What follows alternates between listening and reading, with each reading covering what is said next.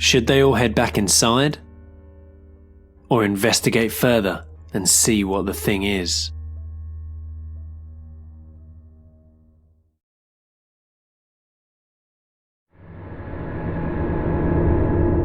We immediately went back inside, and none of us dared go outside down to the jetty again. We ruled out that it was a lone bird, but we couldn't make sense of what it was.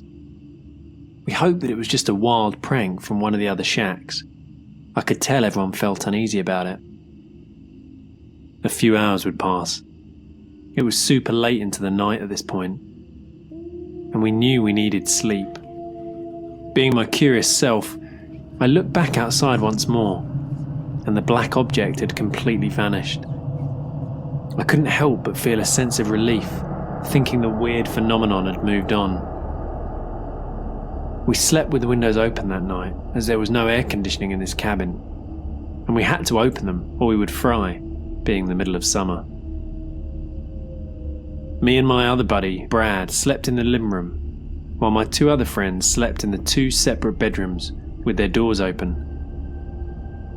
Not being able to sleep, but keeping my eyes peeled shut, I began to hear someone walking around at the bottom of the stairs of the cabin. I thought I was about to shit bricks.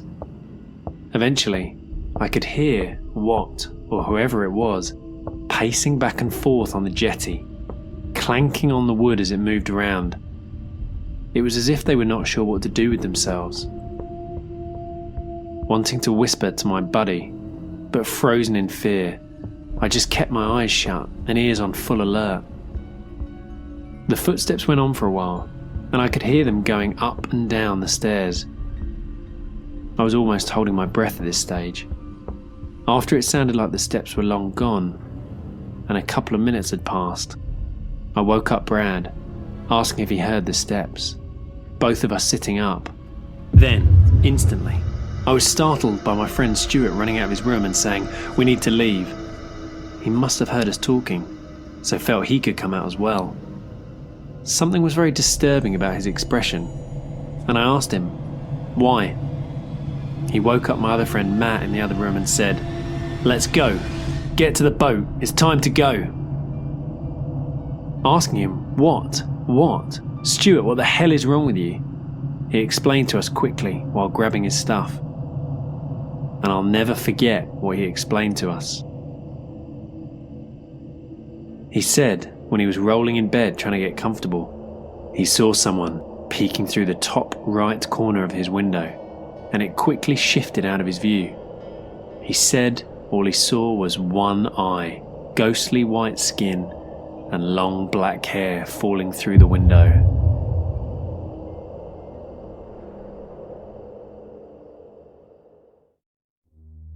Should they run straight for the boat to get off the island?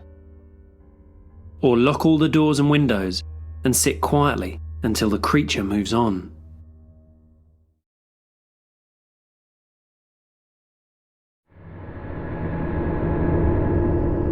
Stuart started losing his shit, telling us to go, but I was hesitant, and so were the other two. I couldn't bring myself to go in the water with that creature out there. If only we had cell phone coverage we could call for help, but we were stuck out here on our own. We argued for a while and decided to stay to make sure this creature leaves before entering the water. We sat down for breakfast and didn't speak a word to each other. We all ended up falling asleep in the lounge room as we were hungover and had no sleep during the night. I started to wake and feeling confused by my surroundings until I noticed a dark figure in the corner of the room. It was glaring straight at me. Shit, he's inside.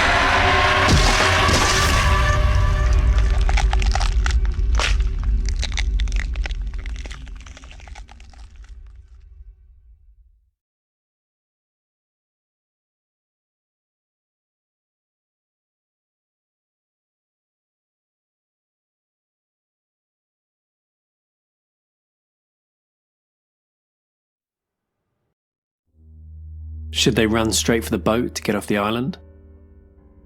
Or lock all the doors and windows and sit quietly until the creature moves on?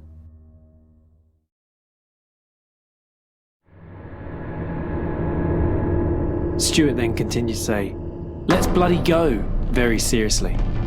I was absolutely scared shitless and out of my mind, and feeling like I was going to be sick.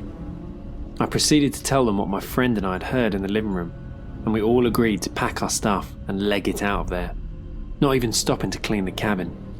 We looked up, and as we headed down the stairs, we saw bare footprints in the dirt, heading off into the path and all around the cabin. This made us pick up our speed. We threw our stuff down on the boat, untied it and sped off. We were all staring into the water, expecting the head to pop up. My eyes were glued to the island, trying to spot anything moving, but I saw nothing. We finally arrived to the car and packed our stuff into it. Tying up the boat, we all looked back to see if it was out there. Everything was still and silent. We all jumped in the car and sped off. When out of the blue, Stuart, who saw the figure, suddenly broke down in tears and started saying, "What was it, guys? What the hell did I see?" Soon as we got reception, we all called to tell our parents and told them of our terrifying ordeal, and they told us just to get home safely and quickly. It was early, about 6 in the morning, but no one slept, and it was a very quiet ride home. Whatever we experienced out on that lake really hit us all hard. I personally have never gone back to the cabin. We don't talk about it anymore, and now I sleep with the window closed.